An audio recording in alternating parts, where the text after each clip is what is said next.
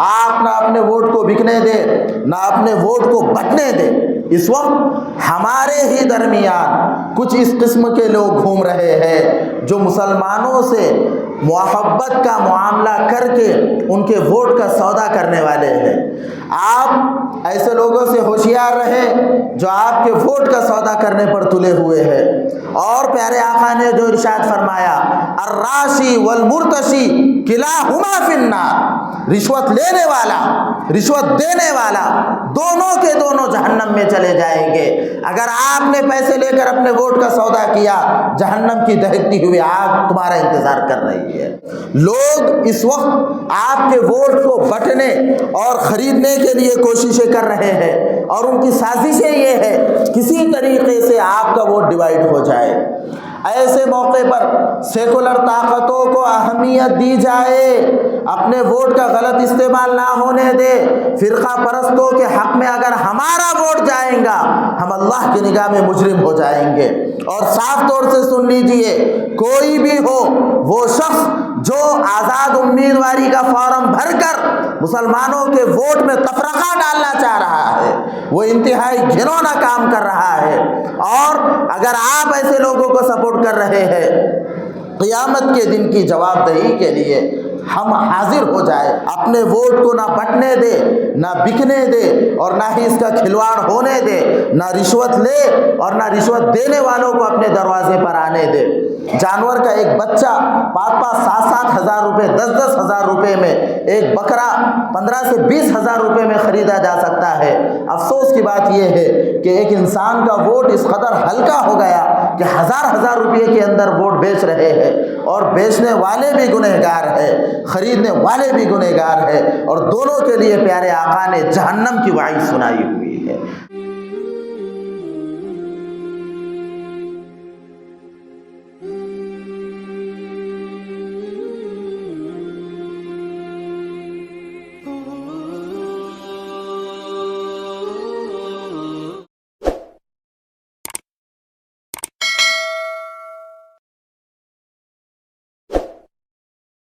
السلام علیکم ورحمۃ اللہ وبرکاتہ۔ الحمد للہ وکفی وسلام علی عبادہ الذین اصطفی، اما بعد فاعوذ باللہ من الشیطان الرجیم، بسم اللہ الرحمن الرحیم۔ ولا تہنوا ولا تحزنوا وانتم الاعلون ان کنتم مؤمنین۔ صدق اللہ مولانا العظیم۔ وقال النبی صلی اللہ علیہ وسلم، ان الحلال بین وان الحرام بین وبینہما امور مشتبہات لا يعلمہن کثیر من الناس، فمن اتقى الشبہات فقد استبرأ لدینہ وعرضہ، ومن وقع في الشبہات وقع في الحرام، الى آخر الحدیث، او کما قال علیہ الصلاۃ والسلام۔ انتہائی قابل احترام فرزندان اسلام اور میرے دوستوں، یہ ضابطۂ خداوندی ہے، اللہ تعالیٰ کا قائم کیا ہوا نظام ہے کہ جب کبھی گھٹا ٹوپ اندھیرا چھا جاتا ہے، ہاتھ کو ہاتھ سجھائی نہیں دیتا، قریب کا آدمی بھی کوشش کے باوجود نظر نہیں آتا، تب رات ختم ہو جاتی ہے، صبح کا سویرا نکلتا ہے، ظلمات ختم ہوتی ہے، نور کی کرنیں پھیل جاتی ہے۔ یہ اللہ کا نظام ہے۔ ابتدا ہی سے آسمان کی نگاہوں نے یہ منظر دیکھا ہے کہ حق اور باطل کا آپس میں ٹکراؤ ہوتا چلا آ رہا ہے۔ وقتی طور پر حق جھک تو گیا لیکن ختم نہیں ہوا، اس لیے کہ حق کی مثال زندہ شخص کی طرح ہے جو اگر کمزور بھی ہو جائے، بیمار بھی ہو جائے، تب بھی اس میں کچھ نہ کچھ جان تو باقی رہتی ہے۔ اور باطل کی مثال مردے کی طرح ہے، وہ خود چل نہیں سکتا، اسے لے کر چلنا پڑتا ہے۔ جب بھی کوئی چیز اپنی حقیقت کو کھو دیتی ہے، اپنے کام کو چھوڑ دیتی ہے، تو اپنے مقام سے گر جاتی ہے۔ آپ کے جیب میں کتنا ہی قیمتی پین ہو، اگر وہ چلنا بند کر دے تو آپ اسی کو اٹھا کے رکھ دیں گے۔ آپ کے سر پر کتنا ہی اچھا فین ہو، اگر وہ فین چلنا بند ہو جائے تو آپ اس کو اٹھا کر رکھ دیں گے، اس لیے کہ وہ اپنے کام میں جب مخلص نہ رہا تو اب بلا وجہ اسے سر پر رکھ کر کیوں بوجھ اٹھایا جائے۔ ہم لوگوں کو بھی اللہ کی طرف سے کچھ کام ملے تھے، ہم لوگوں کو اللہ کی طرف سے رہنمائی ملی تھی، ہم نے اپنے کاموں کو چھوڑ دیا، اس لیے اللہ نے ہمارے مقام مرتبے کو گرا دیا۔ آپ کسی بھی نبی کا زمانہ دیکھیں، ان کی تاریخ کو، ان کے واقعات کو دیکھیں، تو اس واقعے کو پڑھنے کے بعد آپ کو بخوبی اندازہ ہو جائے گا کہ انبیاء علیہم السلام جس قوم میں آتے تھے وہاں پر دو قسم کے لوگ ہوتے تھے۔ ایک تو سرداران قوم ہوتے تھے، اور دوسرے نمبر پر قوم کے دبے کچلے لوگ ہوتے تھے۔ نبی نے جب کبھی توحید کا درس دیا، انہیں اللہ کا تعارف کرایا، تو سب سے پہلے سماج کے دبے کچلے لوگوں نے نبی کے پیغام کو ہاتھوں ہاتھ لیا، اور اس پیغام کو قبول کرنے میں اگر کوئی رکاوٹ بنا تو وہ قوم کے سردار، زمانے کے حالات سے ہم آہنگ ہونے والے، سرداری کرنے والے اور مالدار قسم کے لوگ ہر میدان میں رکاوٹ بن کر حق کی راہ میں راستہ روکنے والے بنے۔ حضرت نوح علیہ السلام ہی کا واقعہ لیجیے، اللہ نے جس قوم کی طرف ان کو بھیجا تھا اس میں بھی دو قسم کے لوگ تھے، کچھ سردار تھے، کچھ بیچارے سیدھے سادے مستضعفین، ارذلین جسے قرآن نے کہا ہے، یعنی ہماری زبان میں کہے انتہائی پست ذلیل قسم کے لوگ، جو بیچارے عزت کے لیے تڑپ رہے تھے۔ حضرت نوح نے جب اپنی قوم کو پیغام دیا، سرداروں نے اپنی آنکھیں پھیر لی، سماج کے دبے کچلے لوگوں نے توحید کے پیغام کو سینے سے لگایا، اور جب سرداروں کے سامنے اس بات کو رکھا تو انہوں نے کہا انؤمن لک واتبعک الارذلون، اے نوح کیا ہم تمہارے اوپر ایمان لے آئے، حالانکہ تمہارا تو سننے والے، تمہاری ماننے والے جو لوگ ہیں وہ تو انتہائی نچلے خاندان کے لوگ ہیں۔ اسی لیے آپ اگر فتح مکہ کے قبل کے حالات، بلکہ لیجیے ہجرت کے پہلے کے حالات بھی دیکھو گے، مکی زندگی کے اندر مکہ میں بڑے بڑے سردار، جن سرداروں کی وجہ سے اسلام کے پھیلانے میں، حق بات کا سبق دینے میں بڑی رکاوٹیں پیش آ رہی تھی، اور مکہ میں بھی جن لوگوں نے پیغام کو ہاتھوں ہاتھ لیا وہ لوگ تھے جو بیچارے انتہائی سیدھا سادہ زندگی گزارنے والے، جن کا نہ کوئی مقام تھا، نہ کوئی عزت تھی، نہ قوم میں ان کو اونچی اور بلند نظر سے دیکھا جاتا تھا، کچھ بھی نہیں، بس ایسے ہی۔ پھر کیا ہوا؟ جب آپ نے مدینہ ہجرت فرمائی تو مدینہ میں دوسرے سال غزوہ بدر ہوا. اس غزوہ بدر میں مکہ کے بڑے بڑے سردار مار دیے گئے. اس کے بعد کوئی قابل ذکر سردار باقی نہ رہا سوائے ابو سفیان بن حرب کے اور صفوان بن امیہ کے. یہ دو ہی لوگ سردار کے طور پر مکہ میں باقی رہے، باقی سب تو غزوہ بدر میں بری طریقے سے مارے گئے.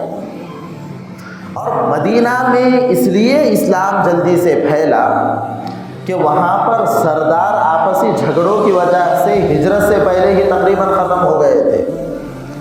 کوئی ایسا مضبوط چہرہ نہیں تھا کہ جو سازش کر سکے سوائے عبداللہ بن ابی بن سلول کے، جو منافقوں کا سردار تھا. لیکن اس کی کوششیں کامیاب نہ ہو سکی.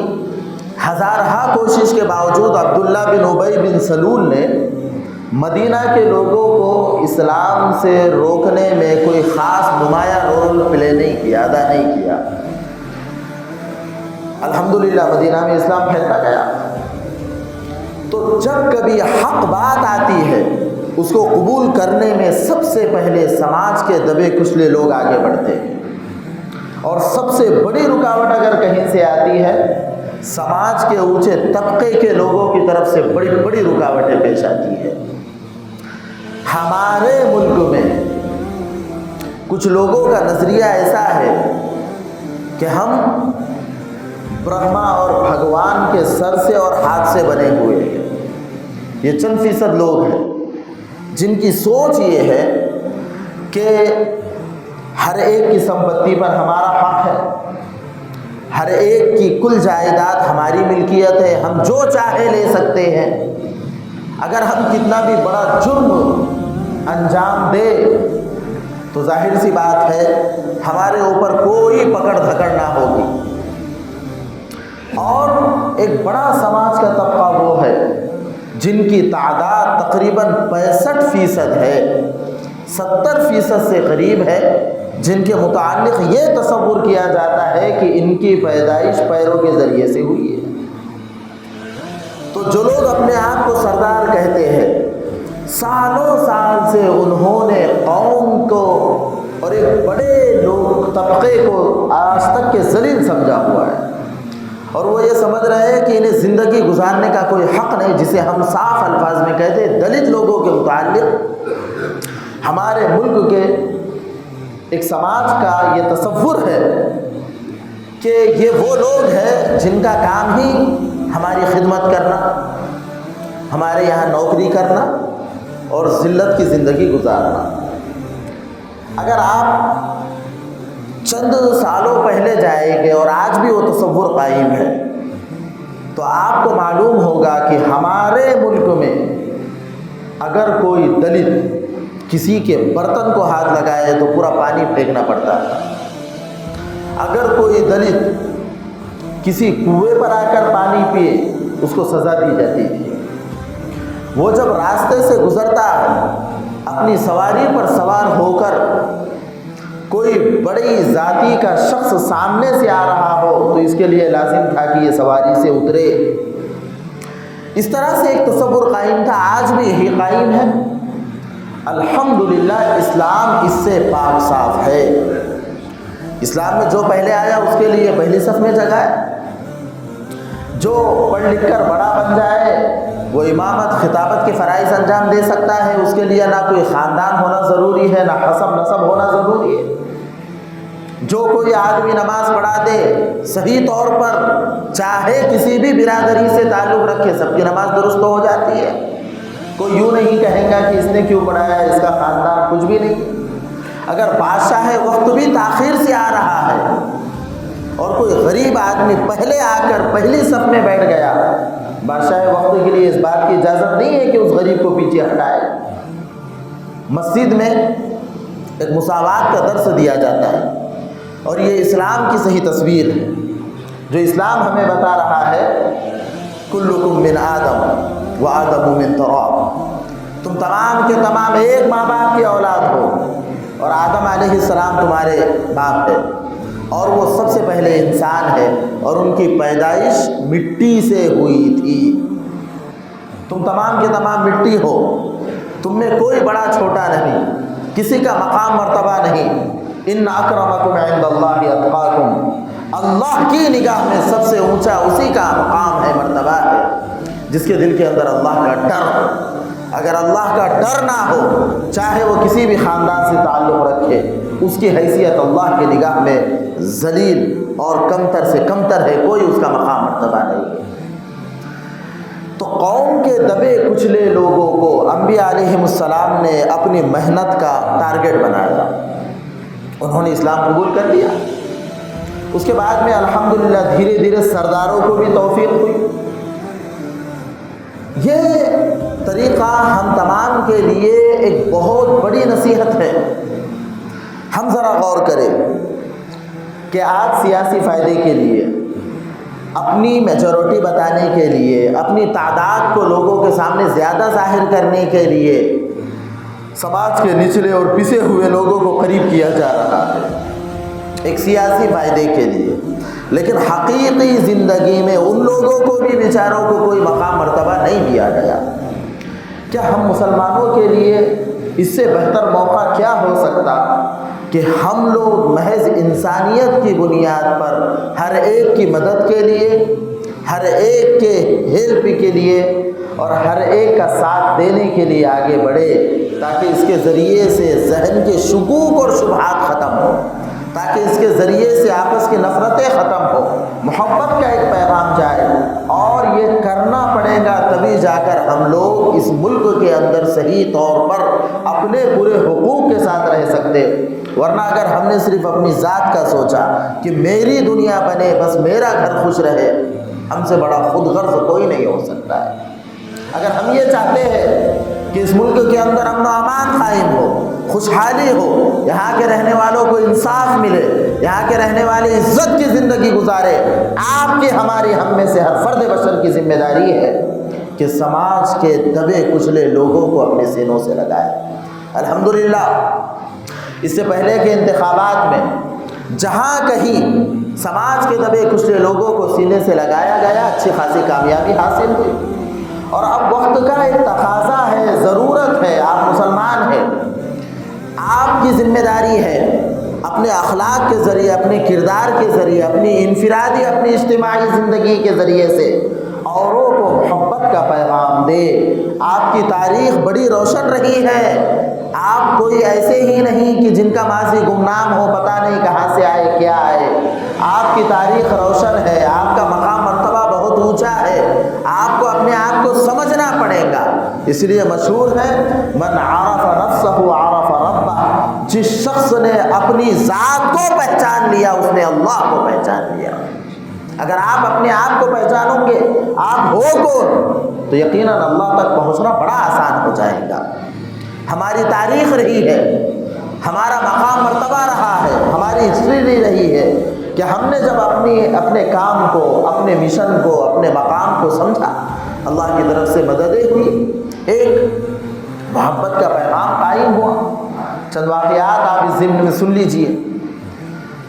یوروپ کا مغربی ملک کا ایک شخص، یہ بات ہے ابتدائی اسلام کی، یعنی جب اسلام پھیل چکا تھا اور خیر القرون کا زمانہ تھا، اس زمانے کی بات ہے۔ مغرب کے ایک شخص نے سنا، یوروپ کے، کہ اسلامی حکومتیں ہیں، بغداد ان کا پایہ تخت ہے، کیوں نہ ذرا اسلام کو میں جا کر قریب سے دیکھوں کہ اسلام ہے کیا۔ اسی سوچ میں وہ بیچارہ اپنے ملک سے نکلا، بغداد پہنچا، کوئی جان پہچان تو تھی نہ،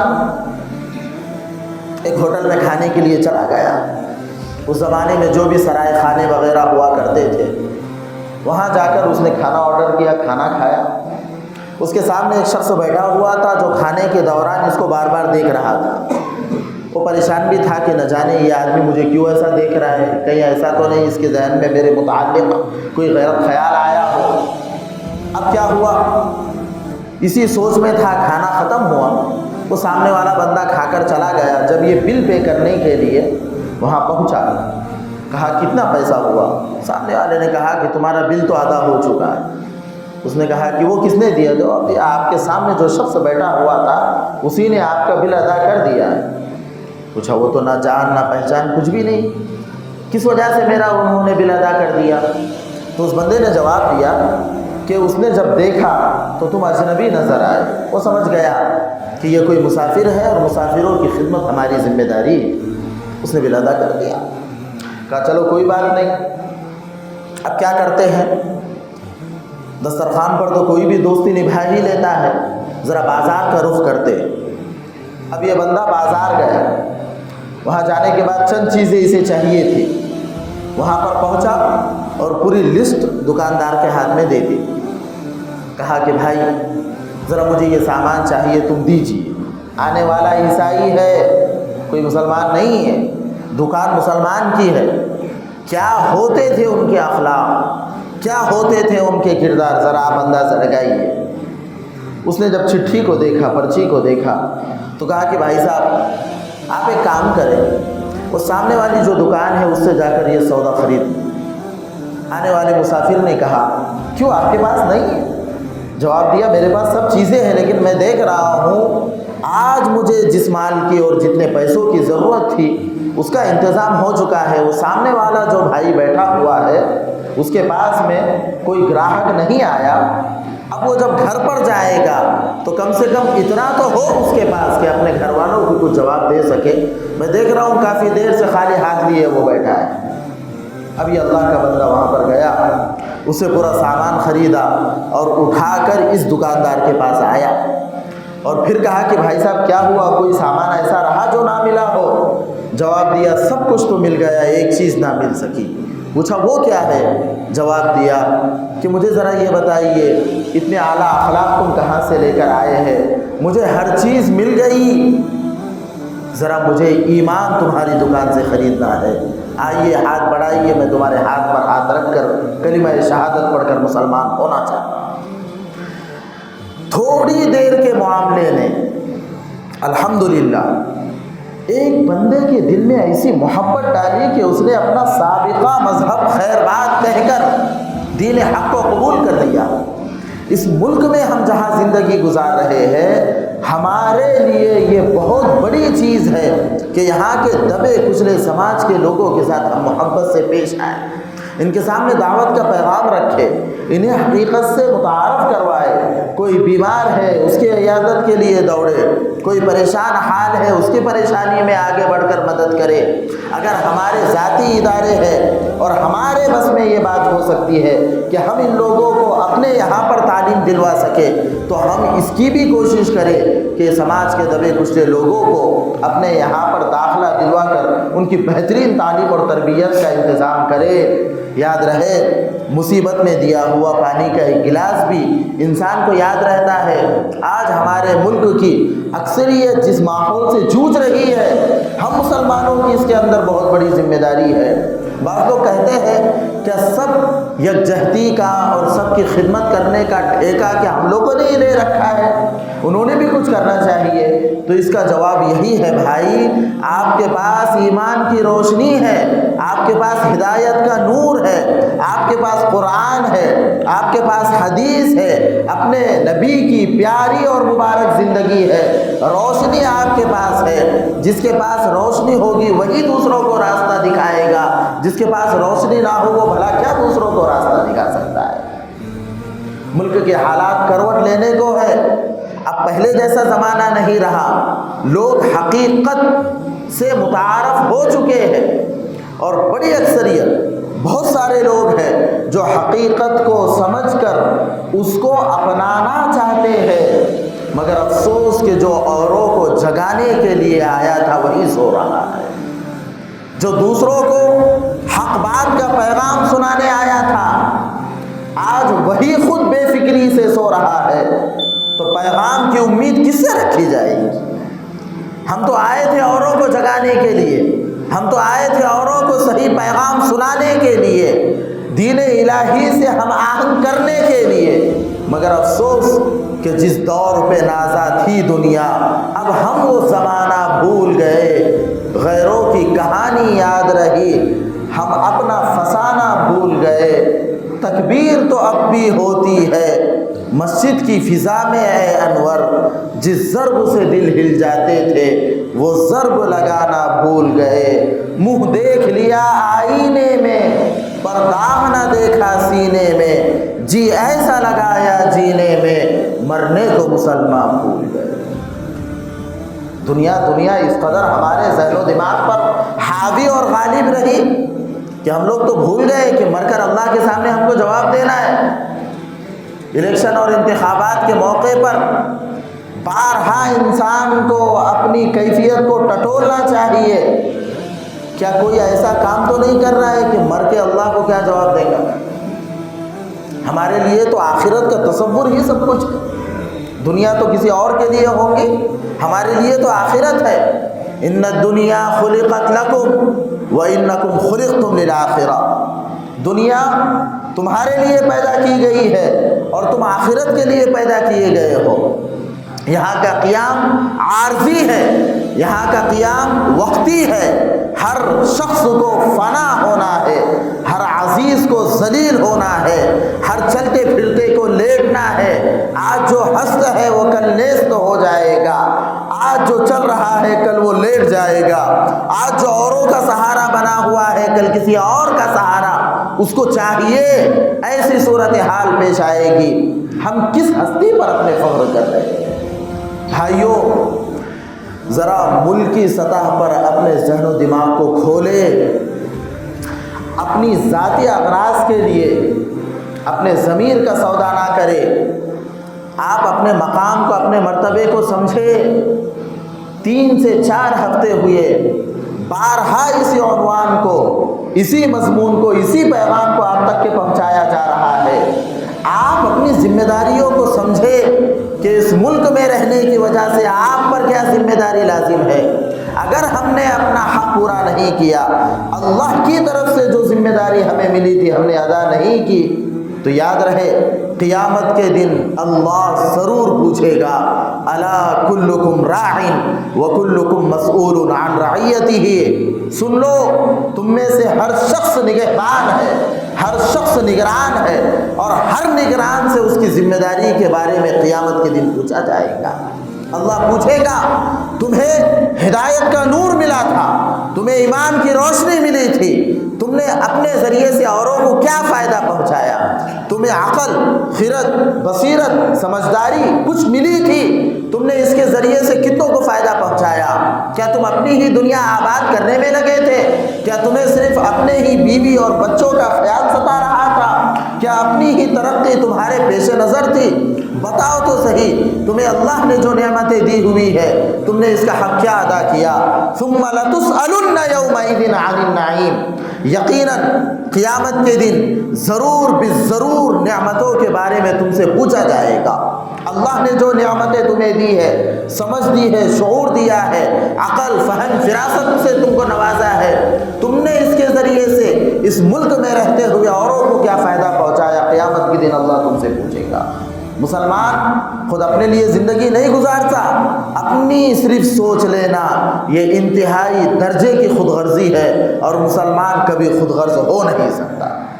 آپ کی ذمہ داری ہے، آپ کو کرنا پڑے گا، اور خصوصاً اس وقت تو اپنے حالات کو سمجھتے ہوئے کہ میں کر کیا رہا ہوں، میں مسلمان ہوں، کہیں ایسا تو نہیں کہ میں باطل کا اعلی کار بنوں، کہیں ایسا تو نہیں کہ بے خیالی میں کسی کا میں دست راست بن کر، دست نگر بن کر اپنی صلاحیتوں کا غلط استعمال کرنے والا بنوں۔ اس وقت ملک اندرونی طور پر بری طرح بھونچال کا شکار ہے۔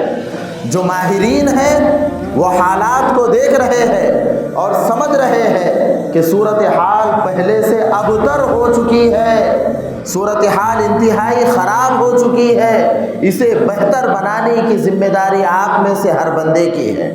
میں کہہ رہا ہوں، اس سے پہلے بھی کہہ چکا ہوں، ووٹ کی بیداری ہمارے اندر پیدا ہونی ضروری ہے۔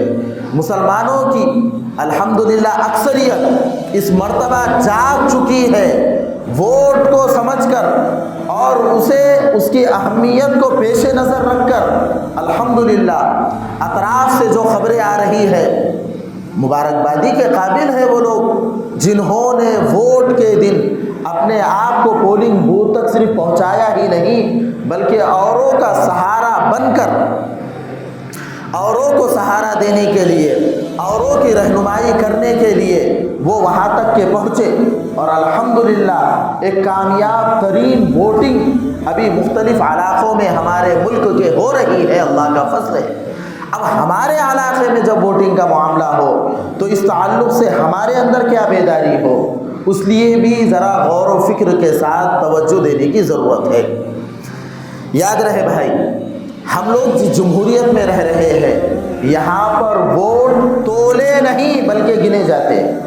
ایک آدمی اگر ذہنی طور پر معذور ہو اس کا ووٹ بھی وہی حیثیت رکھتا ہے جو ہمارے ملک کے صدر جمہوریہ اور وزیر اعظم کا رکھتا ہے۔ تو ووٹ کی ایک طاقت ہے، آپ کو اپنے ووٹ کا صحیح استعمال کرنا پڑے گا، لوگوں کے اندر اس بیداری کو پیدا کرنا پڑے گا کہ اللہ نے ہمارے لیے گواہی یعنی ووٹ کو ضروری قرار دیا ہے۔ اگر کوئی یہ سوچ رہا ہے کہ اب تک کہ ہم نے نہیں ڈالے، اب کہہ کو بلا وجہ یہ جھمیلوں میں ہم نہیں پڑتے، ہوٹلوں پر، چوراہوں پر، اپنی نجی محفلوں میں صرف تذکرہ کرنے سے حالات نہیں بدلیں گے، عملی طور پر میدان میں آ کر آپ کو اپنے ووٹ کا صحیح استعمال کرنا پڑے گا۔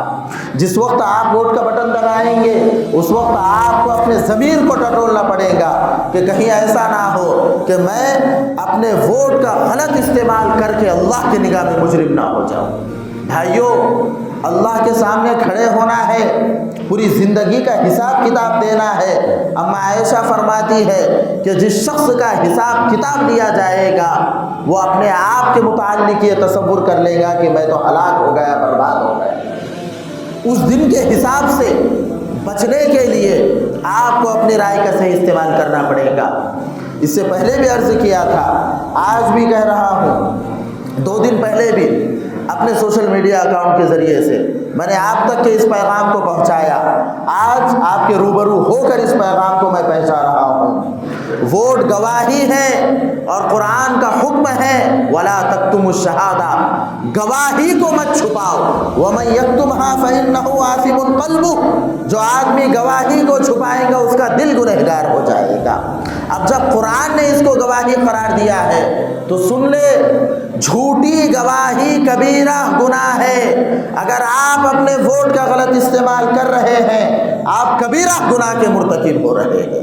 بھائیوں، اس الیکشن کو، ووٹ دینے کو صرف دنیاوی اعتبار سے آپ نہ اس کا موازنہ کریں بلکہ ووٹ کو ایک شرعی شہادت سمجھ کر ذمہ داری کے احساس کے ساتھ ادا کرنے کا ہم تمام کے اندر جذبہ اور داعیہ ہونا چاہیے۔ اگر ہم نے ووٹ کا غلط استعمال کیا، کل کو جب حالات مزاج کے خلاف ہو جائیں گے اور جو نقصانات ہونے والے ہیں ہمارے ووٹ کے غلط استعمال کی نحوست کی وجہ سے، اللہ کی بارگاہ میں بھی مجرم رہوں گا، آپ بھی مجرم رہیں گے۔ آپ اپنی ذمہ داریوں کو سمجھیں۔ سب سے پہلا کام ووٹ کے تعلق سے لوگوں میں بیداری پیدا کریں، انہیں بتائے کہ ووٹ کس قدر ضروری ہے۔ دوسرا اہم کام، جب قرآن نے شہادت کو ادا کرنے کا حکم دیا، گواہی کو ٹھیک ٹھیک دینے کا حکم دیا ہے، آپ کی ذمہ داری ہے کہ آپ اپنے ووٹ کا صحیح استعمال کریں، آپ اپنی گواہی کا صحیح استعمال کریں۔ حضرت عمر رضی اللہ تعالی عنہ نے اپنے دور خلافت میں بعض ملکوں کے عاملین کی جانب اس خط کو ارسال فرمایا تھا کہ وہ لوگ جو جھوٹی گواہی دے رہے ہیں انہیں سزا کے طور پر زوردار طریقے سے 40 کوڑے مارے جائے، اس کے چہرے کو کالی پوت دی جائے اور اسے لمبے وقت کے لیے جیل میں بند کر دیا جائے، تاکہ کم سے کم اس کو معلوم تو ہو کہ ووٹ کا غلط استعمال اور جھوٹی شہادت کس قدر بری اور شنیع اور انتہائی گندی چیز ہے۔ بھائیوں، آپ نہ اپنے ووٹ کو بکنے دیں نہ اپنے ووٹ کو بٹنے دیں۔ اس وقت ہمارے ہی درمیان کچھ اس قسم کے لوگ گھوم رہے ہیں جو مسلمانوں سے محبت کا معاملہ کر کے ان کے ووٹ کا سودا کرنے والے ہیں۔ آپ ایسے لوگوں سے ہوشیار رہیں جو آپ کے ووٹ کا سودا کرنے پر تلے ہوئے ہیں۔ اور پیارے آقا نے جو ارشاد فرمایا الراشی والمرتشی کلاہما فی النار، رشوت لینے والا رشوت دینے والا دونوں کے دونوں جہنم میں چلے جائیں گے۔ اگر آپ نے پیسے لے کر اپنے ووٹ کا سودا کیا، جہنم کی دہکتی ہوئی آگ تمہارا انتظار کر رہی ہے۔ ممکن ہے الفاظ سخت ہو، لیکن کہنا پڑ رہا ہے اور میں کہوں گا، حق بات ہے، واضح کرنی پڑے گی آپ کے سامنے۔ لوگ اس وقت آپ کے ووٹ کو بٹنے اور خریدنے کے لیے کوششیں کر رہے ہیں، اور ان کی سازشیں یہ ہے کسی طریقے سے آپ کا ووٹ ڈیوائڈ ہو جائے۔ ایسے موقع پر سیکولر طاقتوں کو اہمیت دی جائے، اپنے ووٹ کا غلط استعمال نہ ہونے دے۔ فرقہ پرستوں کے حق میں اگر ہمارا ووٹ جائیں گا، ہم اللہ کی نگاہ میں مجرم ہو جائیں گے۔ اور صاف طور سے سن لیجئے، کوئی بھی ہو وہ شخص جو آزاد امیدواری کا فارم بھر کر مسلمانوں کے ووٹ میں تفرقہ ڈالنا چاہ رہا ہے، وہ انتہائی گھنونا کام کر رہا ہے۔ اور اگر آپ ایسے لوگوں کو سپورٹ کر رہے ہیں، قیامت کے دن کی جواب دہی کے لیے ہم حاضر ہو جائے، اب ہم سے کیا ہو سکتا ہے؟ بھائیوں، ووٹ گواہی ہے، گواہی صحیح طور پر ادا کرنے کا حکم تمہیں قرآن دے رہا ہے۔ اپنے ووٹ کو نہ پٹنے دے، نہ بکنے دے، اور نہ ہی اس کا کھلواڑ ہونے دے، نہ رشوت لے اور نہ رشوت دینے والوں کو اپنے دروازے پر آنے دے۔ جانور کا ایک بچہ 5-7 ہزار روپے، 10 ہزار روپے میں، ایک بکرا 15 سے 20 ہزار روپے میں خریدا جا سکتا ہے۔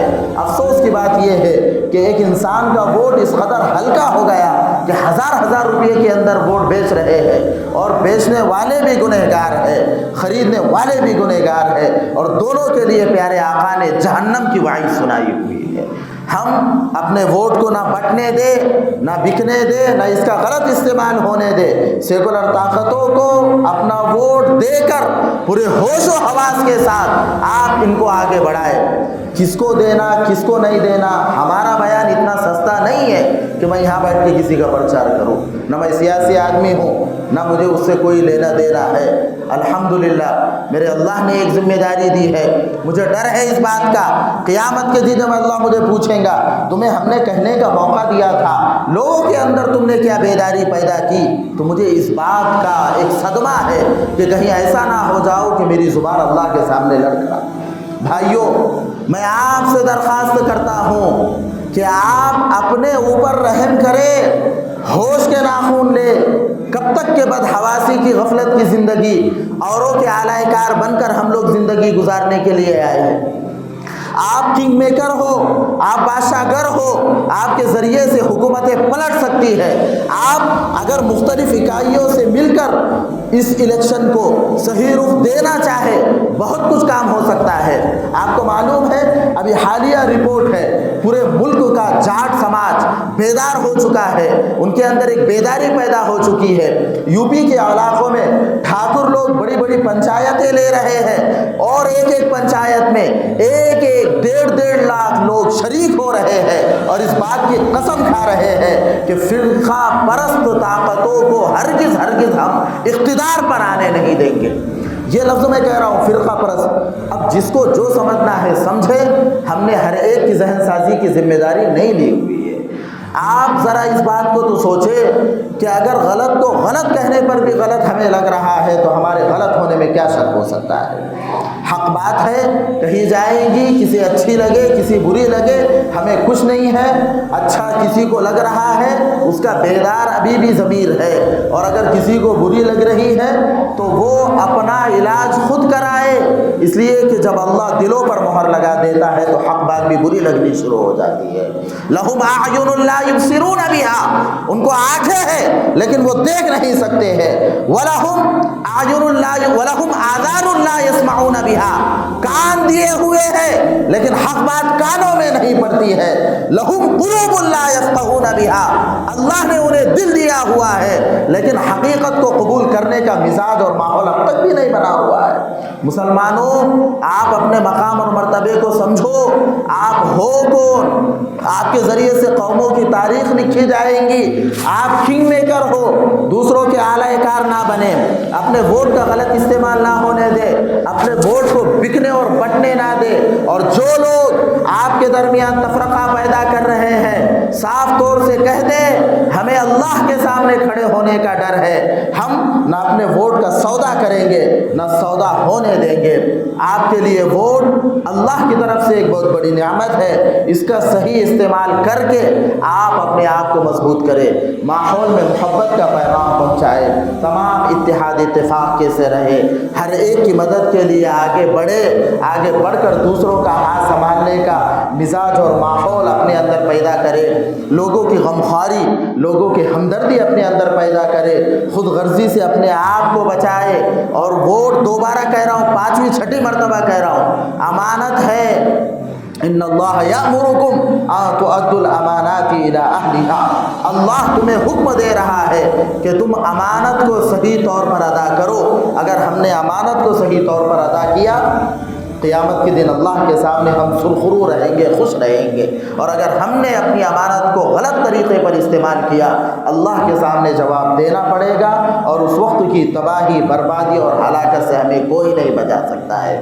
پیغام یہی ہے, اپنے ووٹ کو نہ بٹنے دے نہ بکنے دے, سیکولر طاقتوں کو بڑھاوا دے, فرقہ پرستوں کو دھول چٹائے, اور آزاد امیدواری کے نام پر 2.5 کے چکر میں جو لوگ پڑے ہوئے ہیں, صاف طور سے میں کہہ رہا ہوں ایسے لوگوں سے ہوشیار رہے. نہ زمانے میں ایسے لوگوں کی کبھی ماضی میں ضرورت تھی, نہ حال میں ہے, نہ انشاءاللہ مستقبل میں رہیں گی. آپ اپنا سیاسی وجود برقرار رکھیں. حق تعالی شانہ ہم تمام کو سیاسی بصیرت عطا فرمائے, اس ملک کا مستقبل روشن فرمائے, اور اسی طریقے سے انصاف پسند لوگوں کو اقتدار نصیب فرمائے.